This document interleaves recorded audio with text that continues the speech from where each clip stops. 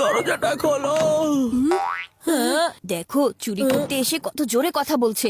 এই চোর তো তার বুক চওড়া করে দরজা খোলার কথা বলছে। চোর আসুক অথবা চোরের বাবা, ওকে আমরা ভেতরে আসতে দেব না। আমাকে অন্য রাস্তা বের করতে হবে। এখন নিজের বাড়িতেই চোরের মতো যেতে হচ্ছে, তাছাড়া আর কোনো রাস্তা তো খোলা নেই। আরে দরজার খটখট আওয়াজটা তো বন্ধ হয়ে গেল, তাহলে চোর আবার ঝটপট করে ফেরত চলে গেল না তো?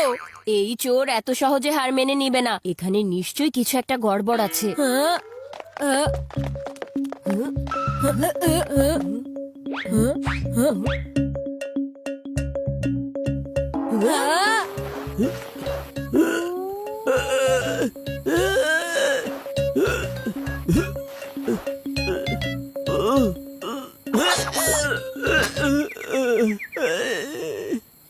এই চোরটা পানির পাইপে আমাদের ঘরে ঢোকার আগেই আমরা ওর প্ল্যানের ভেতরে একেবারে পানি ঢেলে দেব। হ্যাঁ,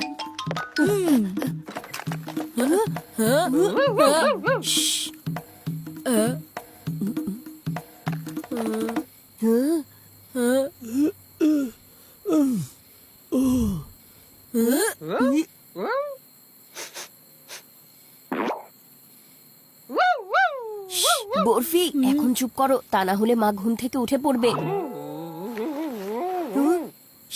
বরফি, চোরকে ভাগানো তোমার কাজ, যেটা এখন আমাদের দুজনকে করতে হচ্ছে। তুমি তোমার কাজ করতে পারছো না, তাহলে অন্তত আমাদের কাজে ডিস্টার্ব তো করো না।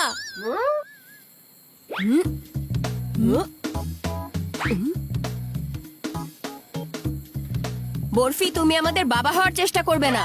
যদি বাবা এখানে থাকতো তাহলে সেও এটাই করতো, মাকে ঘুম থেকে না জাগিয়ে চোরকে ভাগিয়ে দিত। বরফির কথা বাদ দাও, আর এখন ওই বানরের দিকে ফোকাস করো।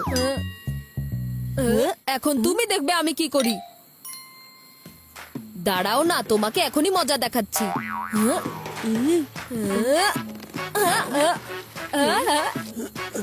আরে আরে আরে আরে, এখন আবার মেঘ ছাড়া বৃষ্টি পড়তে শুরু করছে কেন?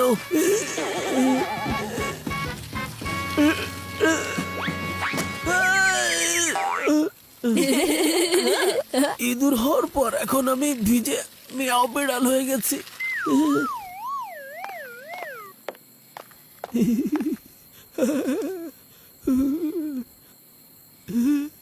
আমি চিকুয়ার পান্ডির কাছে পৌঁছাতে পারছি না, তা আমার মেসেজ তো পৌঁছাতে পারবে।